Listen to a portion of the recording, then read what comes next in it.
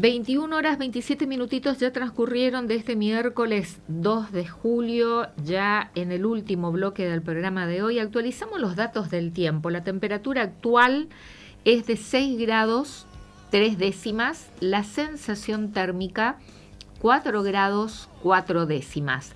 Y para la jornada de mañana, jueves, la mínima sería de 1 grado, dice el Servicio Meteorológico Nacional, y la máxima para la jornada de mañana de 11 grados. Sol a pleno se ve en la página oficial del Servicio Meteorológico. Para el viernes, la mínima ascendería a 6 grados y la temperatura máxima a 18 grados, cumpliéndose lo que adelantó y lo que nos informó la observadora meteorológica del INTA Corrientes, Carolina Fernández López, cuando la consultamos a inicio de la semana, que a partir del viernes nos había señalado comienza un ascenso de la temperatura. Como lo dije antes de la tanda comercial, que en este bloque vamos a tratar esa combinación, cuánto afecta a la salud de frío e hipertensión. Y lo tenemos en comunicación telefónica al médico cardiólogo especialista en hipertensión arterial y que es jefe del servicio de hipertensión arterial del Instituto de Cardiología de Corrientes, al doctor Alejandro De Sercho. Doctor De Sercho, ¿qué tal? ¿Cómo le va? Buenas noches. Buenas noches, ¿cómo está? Muchas gracias por la invitación y saludo a tu audiencia. Muchísimas gracias. Bueno, ¿es peligrosa la combinación de bajas temperaturas con hipertensión arterial? Bueno, a ver, más que peligrosa, que suena como, bueno, yo tengo como premisa no asustar a la gente, ¿no? Pero sí ubicarla en el contexto en que tiene que estar. Bueno, no es una buena asociación, sin duda, ¿no? Pero también decimos los que hacemos hipertensión que no es suficiente una elevación de presión o una presión no controlada para tener, por ejemplo, un evento como un ACV o un infarto, sino hace falta hacer las cosas mal mucho tiempo, o sea, tener un promedio de presión no bien controlado por mucho tiempo, ¿sí? Esto sería en un caso de un hipertenso común, estamos hablando de un hipertenso común, porque luego no hay que confundir solamente la hipertensión con un paciente grave que ha tenido un infarto, que tiene 3, 4 bypass, que es un EPOC, que ha castigado su salud toda la vida y que, bueno, exponerse al frío es muy diferente en lo que se refiere solo a la presión, sino ese paciente es una persona de alto riesgo, vulnerable. Pero acá vamos a hablar de hipertensión, ¿no es cierto? O sea, la enfermedad exclusivamente donde la presión sube por encima de 14,9, más de 3 veces en 3 momentos diferentes y con buena técnica de toma, y hemos diagnosticado hipertensión arterial. La hipertensión arterial ni siquiera es una enfermedad cardíaca, eso tiene que quedar claro, ¿no?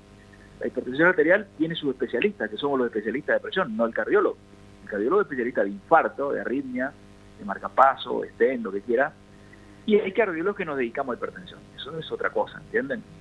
Entonces la presión está en las arterias y el órgano más probablemente afectado es el cerebro. Pero, yendo al frío y la hipertensión, yo quiero... ¿Me seguís, no? Sí, totalmente, y tomando nota. Bueno, por ejemplo, a ver, ¿hay más hipertensos en Canadá que en Corrientes? No. Cuando hacemos prevalencias, además es probable que tengamos más hipertensos nosotros acá, en un clima subtropical, que ellos. ¿Por qué? Porque Canadá tiene el mejor sistema de salud para prevenir hipertensión arterial.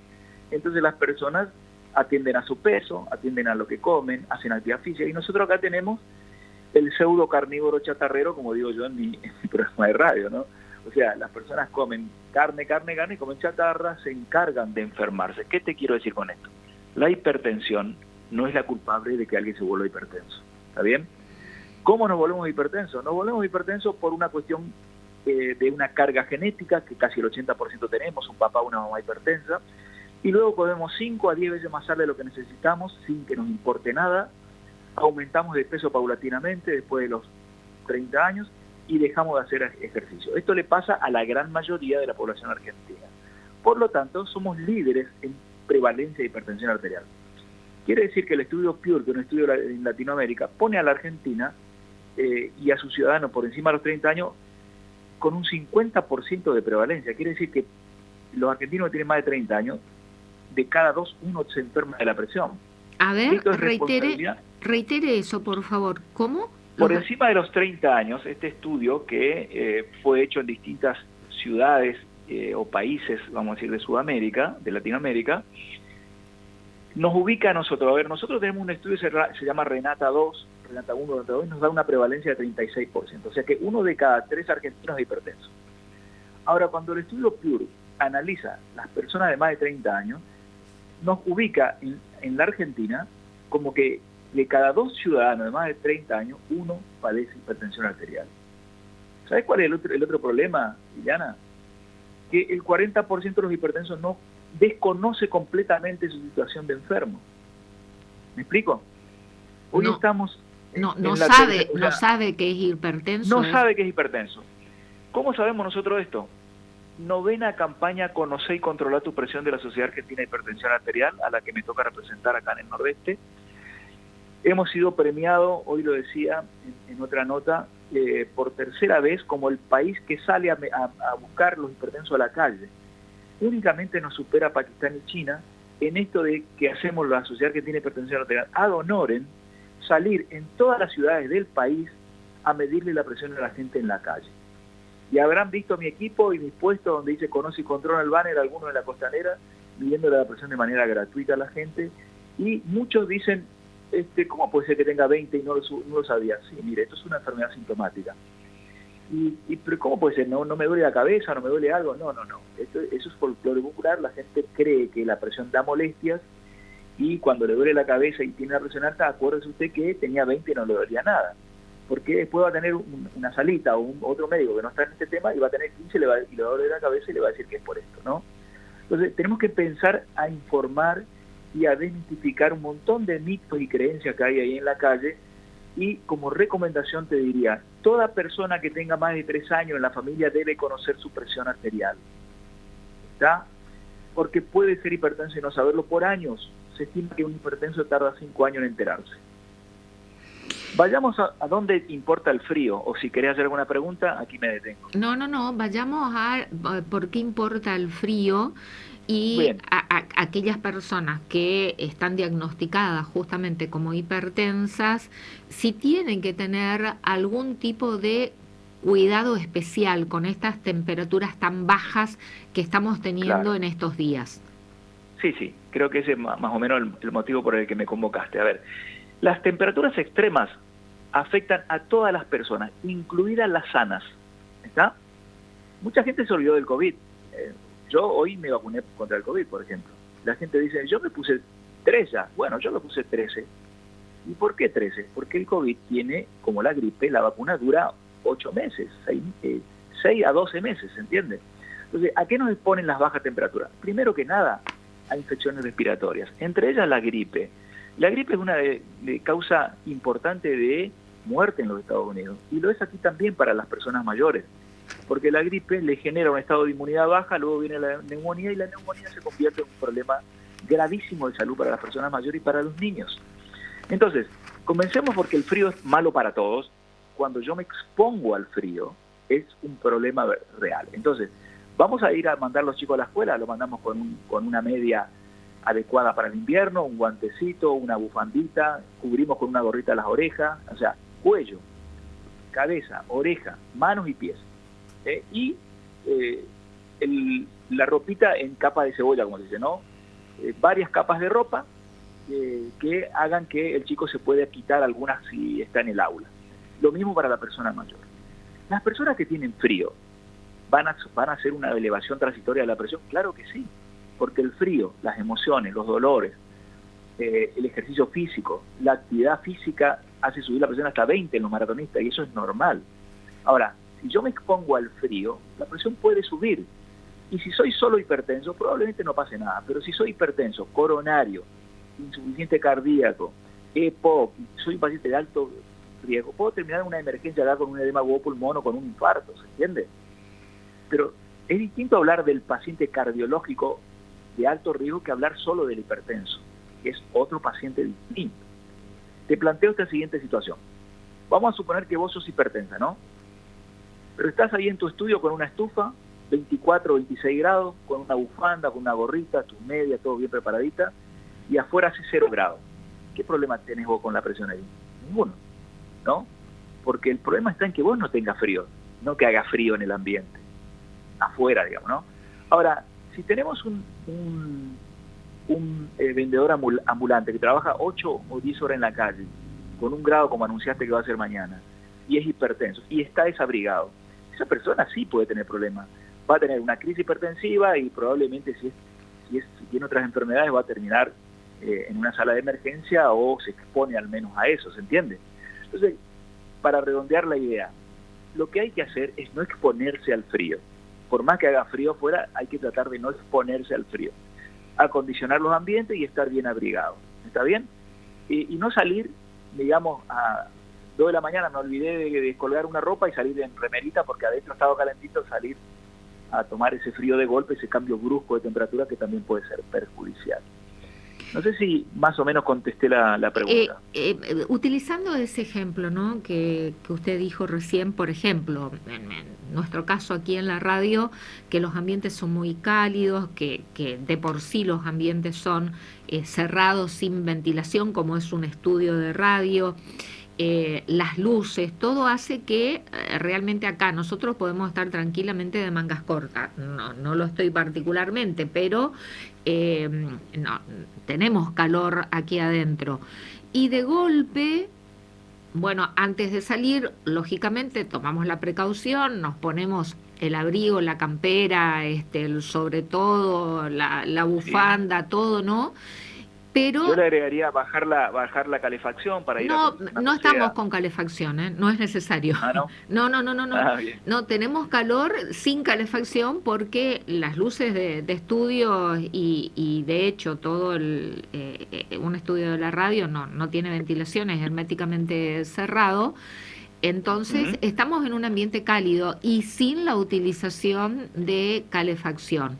Entonces, por más que nos abriguemos, al salir al aire libre, afuera, a la calle, se siente ese cambio brusco. ¿Eso puede afectar, por ejemplo, a una persona hipertensa? Sí, claro. Pero vuelvo a repetirte. A ver, hay personas que vienen acá a mi consultorio, y esto es muy común, en verano vienen las abuelitas con 42 grados afuera con una solerita, ¿no? ¿Qué les pasa? Se sientan a esperarnos 2 horas acá con 17 grados del aire acondicionado. Exacto. A la inversa, no lo que pasa en el verano. Claro, entran al consultorio con 200 de presión. Eso es una presión provocada por la espera, por estar acá y por el frío, ¿no? Entonces, ¿y qué les pasa a esas personas? Generalmente nada. Generalmente nada. O sea, eso no daña. Bueno, generalmente dije, ¿no? Generalmente no pasa nada. Ahora, hay que tratar de evitarlo, porque no es una situación ideal. Entonces, yo como lo evito, conozco que en el instituto hacen eso, me vengo con un abrigo para ponerme acá, cuando uno viaja en el colectivo, cuando viaja en avión. Tiene que ir preparado sabiendo que ahí va a haber un aire acondicionado prendido que no tiene nada que ver con los 40 grados con lo que estamos viviendo a diario. Entonces, los cambios bruscos de temperatura pueden provocar una suba de presión, sí.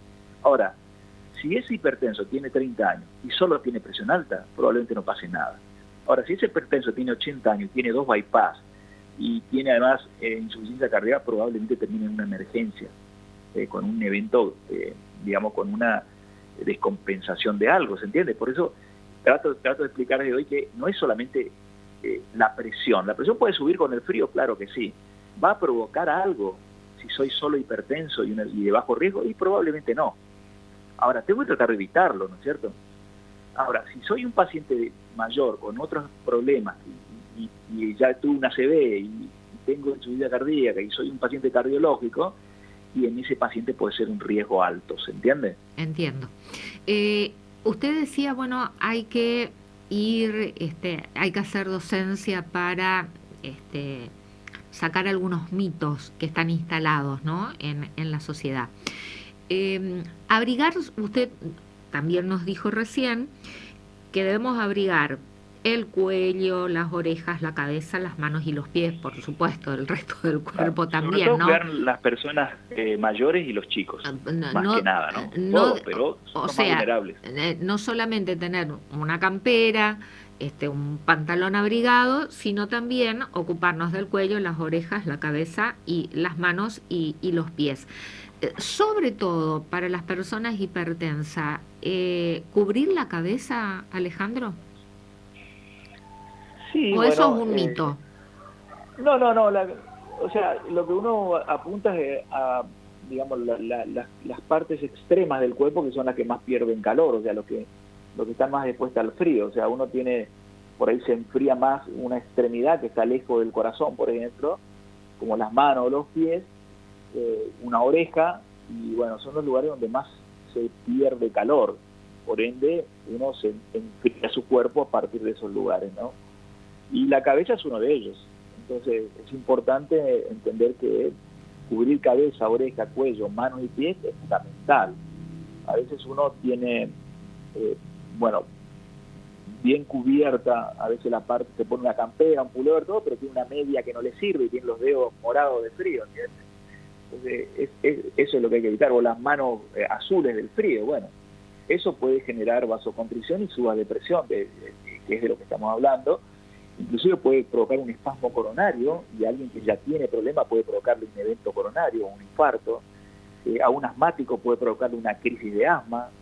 Y estas cosas que exponen a un montón de cuestiones. El frío en sí no es bueno para la salud en general cuando yo me expongo al frío de manera brusca, sobre todo, o sostenida. Y bueno, vuelvo a repetir, los más vulnerables son los chicos, los ancianos y las personas que tienen patologías cardíacas o pulmonares. Es a los que más hay que cuidar. Después ustedes saben, hay un chico de 20 años que va a jugar en la lluvia, en el frío, un partido de fútbol, y viene y no le pasa nada. Y bueno, ¿por qué? Porque está en un momento de su historia donde tiene las defensas altas, donde está sano, pero tampoco debería exponerse así, ¿no? Bien, ¿y con las comidas qué hacemos? Con la comida es un grave problema el invierno, ¿no?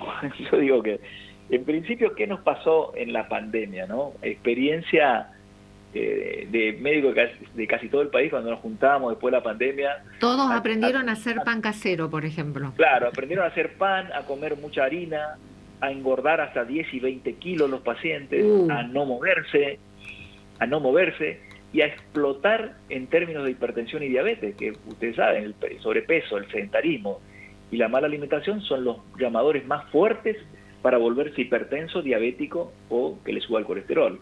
Por lo tanto, el invierno llama a quedarse más quieto y a comer comidas con más calorías. Uno tiene que estar atento. Yo le recomiendo a esta gente, sobre todo si ya tienen enfermedades cardiovasculares o son hipertensos, que tengan una balancita personal en la casa.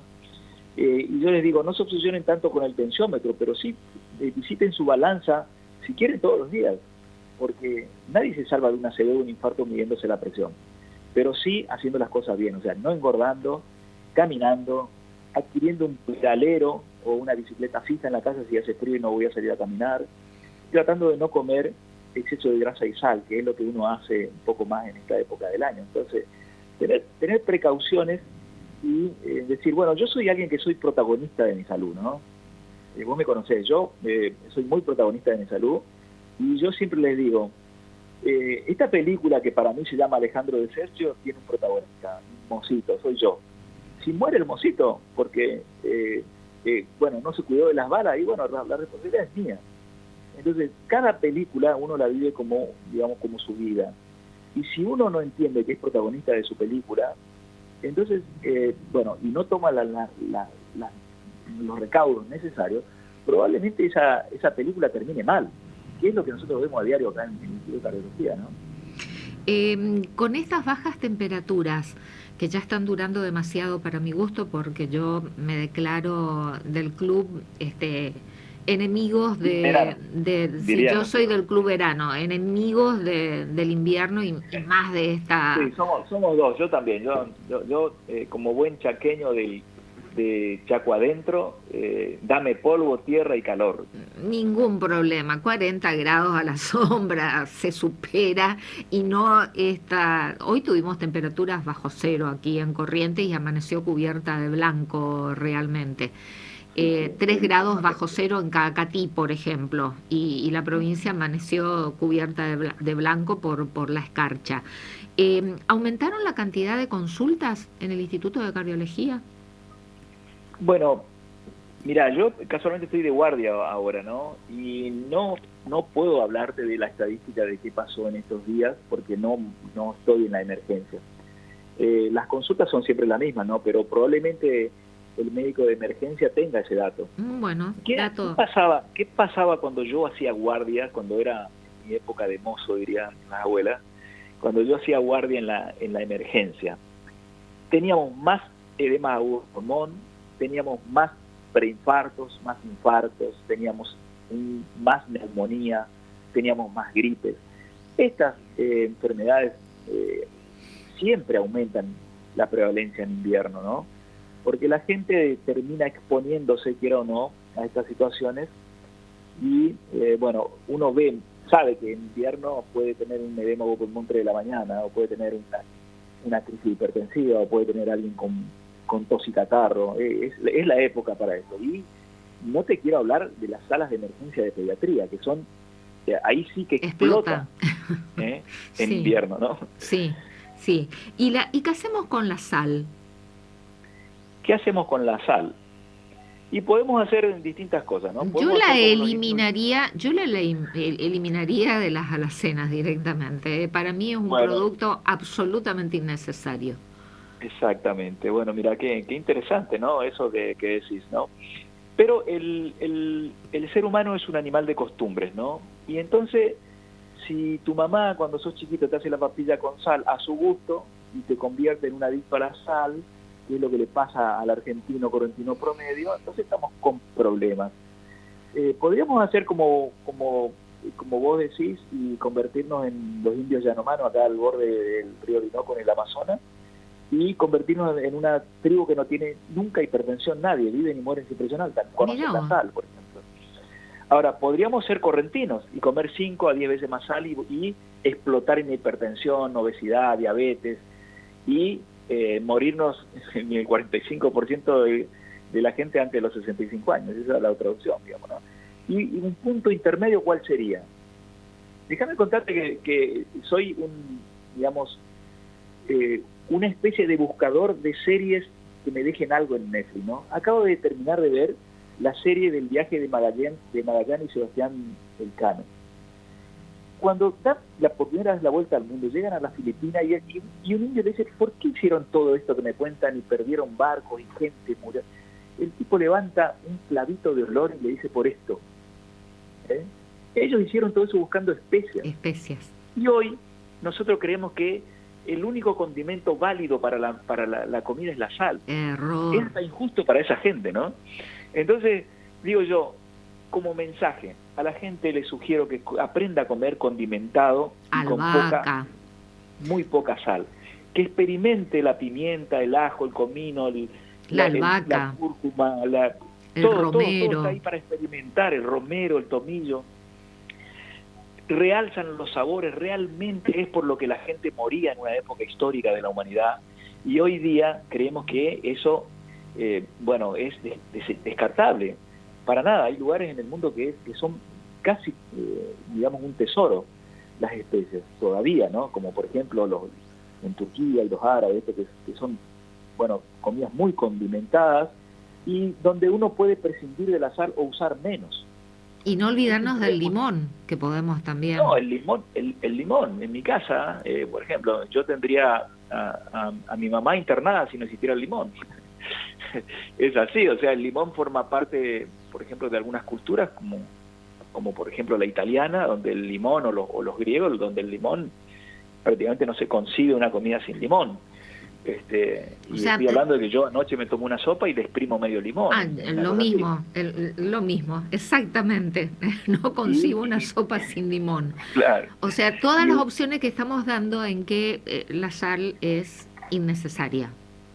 Claro, inclusive tenemos una ley muy trabajada desde la Sociedad Argentina de Hipertensión Arterial. Así es. De una mesa sin salero. Llegamos a hacer un convenio con los panaderos de todo el país para que le pongan menos sal por kilo de harina. ¿Dónde está eso hoy? También. ¿Dónde está eso hoy? Está todo olvidado. Yo voy a un restaurante y le pido sal verde y no la tienen. Y no es mi intención hacer problema, pero le digo, deberían tenerla porque esto es una ley, digamos, no tienen que tener.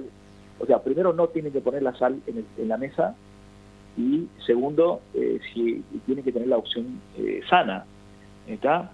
O sea, la sal en realidad no es mala, el tema es que nosotros comemos exceso de sal. Porque ya los alimentos de por sí tienen sal, tienen sodio. Lo necesario, totalmente. Bueno, es un gusto haber dialogado con usted nuevamente, doctor Alejandro de Cercho, y la sugerencia final, las recomendaciones finales que nos quiera dejar antes de despedirlo, por favor. Bueno, en principio, respetar el invierno, ¿no? Nosotros somos animales que nos hemos criado en una tierra cálida, acostumbrado a que el invierno nuestro dure 3 días y nos afloje. Cuando pasa esto, que tenemos que soportar varios días temperaturas tan bajas, sobre todo aquellas personas que tienen niños o personas mayores en la casa, protéjanlo de la manera que estuvieron escuchando, ¿no? Y si hay pacientes que tienen patologías cardíacas o tienen EPOC, primero que nada, vacúnenlo a todos contra la gripe y contra el COVID. No se dejen engañar, las vacunas han cambiado la historia de la humanidad. Si Edward Jenner no hubiese inventado la vacuna de la viruela, creo que muchos de nosotros no estaríamos vivos hoy acá. Entonces, la vacuna es algo que salva vidas, no le tengan miedo.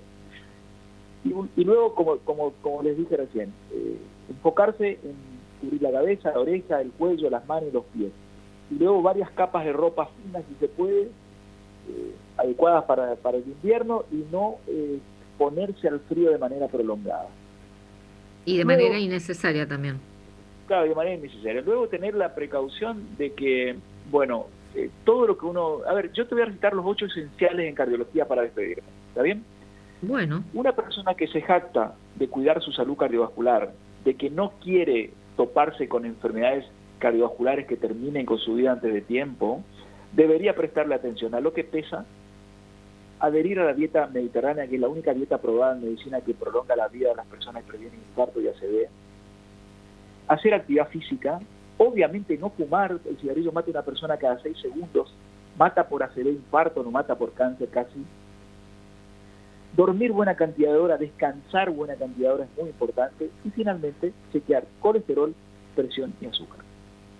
¿Cuánto tiempo es dormir y descansar una buena cantidad de horas? Qué buena pregunta, ¿no? Hay estudios que muestran que si uno duerme entre 6 y 8 horas por día, tiene, digamos, una performance cardiovascular y de salud mucho mejor. ¿Entre 6 a 8 horas? 6 a 8 horas por día. Si duerme más una persona, se expone a mayor riesgo cardiovascular, lo mismo que si duerme menos. ¿Está bien? ¿Se entendió el concepto? Los dos extremos. Es el último esencial. Hace 2 años... La Sociedad de Cardiología Americana y las europeas incorporan el 8º esencial, que es el dormir bien, o sea, en tiempo y calidad. Claro. No estar teniendo interrupciones en el sueño, digamos. Exactamente. El sueño quebrado, que es muy común ahora en los chicos, ¿no? Francisco, ¿llegás a las 6, a las 8 horas de sueño? No llegás, ni nunca. Le estoy preguntando a mi compañero operador técnico que está del otro lado del vidrio. A 6 horas, ahí apenas estás llegando. O 7. Yo creo que no llego ni a las 6 horas de descanso diario. Bueno, doctor Alejandro de Cercho, un placer dialogar con usted y vamos a ver si no dejamos pasar tanto tiempo para consultarlo nuevamente sobre su especialidad. Muchas gracias por la comunicación y por darme la posibilidad de llegar a la gente, ¿no? Que es tan importante en este tema de salud cardiovascular. Muchísimas gracias. Que tenga usted buenas noches. Buenas noches, gracias. Alejandro de Sercho, médico cardiólogo, especialista en hipertensión arterial, jefe del servicio de hipertensión arterial del Instituto de Cardiología de Corrientes. Consejos útiles, ¿no? Por estas bajas temperaturas tan extremas que estamos teniendo y a las que no estamos acostumbradas.